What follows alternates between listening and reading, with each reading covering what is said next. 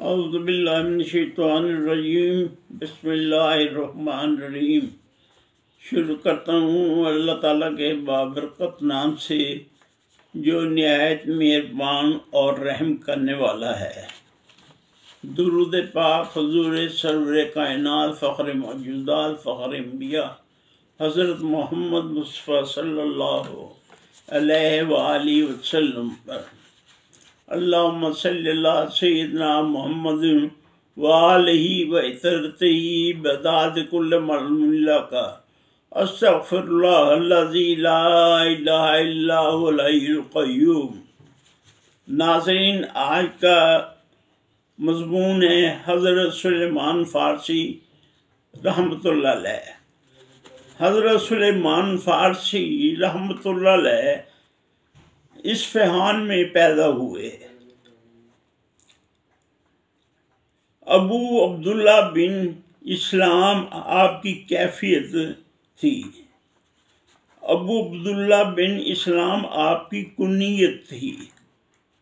والد آپ کے آتش پرست تھے۔ ابتدا سے لے کر 40 سال تک مجوسی تھے۔ اس کے بعد موسوی دین اپنایا۔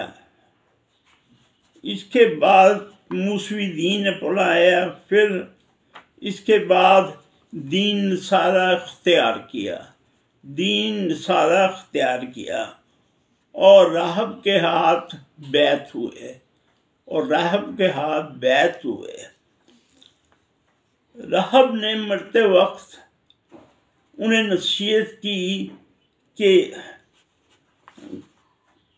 ایک پیغمبر رسول صلی اللہ علیہ وسلم آخری رسول تشریف لائیں گے تو تم ان کے دین کو اختیار کر لینا، ان کے دین اسلام کو اختیار کر لینا،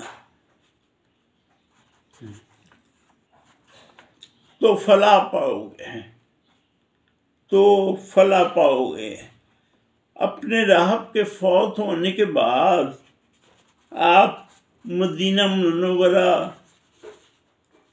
کی طرف سفر کرنے کا قصد کیا تو کسی نے تہمت لگا کر پکڑ لیا اور اپنا غلام بنا لیا اور پھر اسے ایک یہودی کے ہاتھ فروخت کر دیا۔ امیر المومنین حضرت ابوبکر صدیق رضی اللہ تعالی عنہ سے فیض حاصل کیا۔ جب آپ صلی اللہ علیہ وسلم تشریف لائے تو دین اسلام کو اپنایا اور حضور صلی اللہ علیہ وآلہ وسلم کی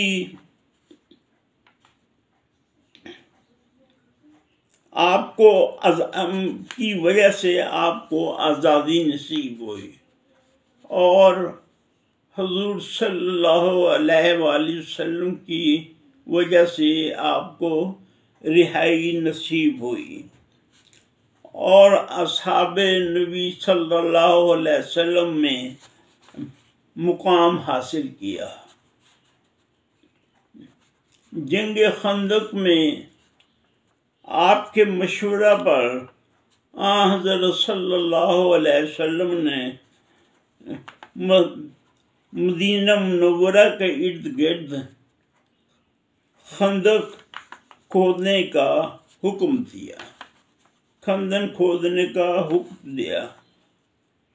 آپ ریاضت مجاہدہ حضرت ابوبکر صدیق رضی اللہ تعالی عنہ کے ساتھ صبح و شام رہتے تھے۔ حضرت قاسم بن محمد بن ابوبکر رضی اللہ تعالیٰ عنہ آپ کے طالب علم ہیں اور یوں نیشاپور اور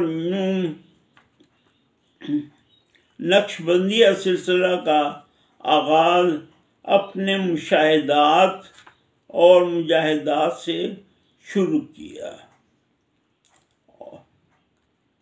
اور یوں نقشبندیہ سلسلے کا آغاز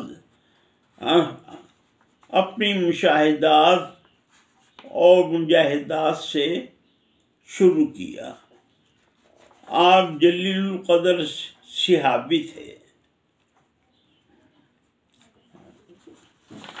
ناظرین، یہ مختصر سا نذرانہ تھا حضرت سلیمان فارسی رحمۃ اللہ علیہ۔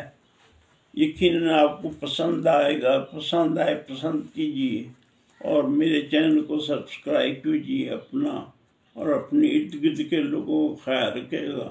خدا حافظ۔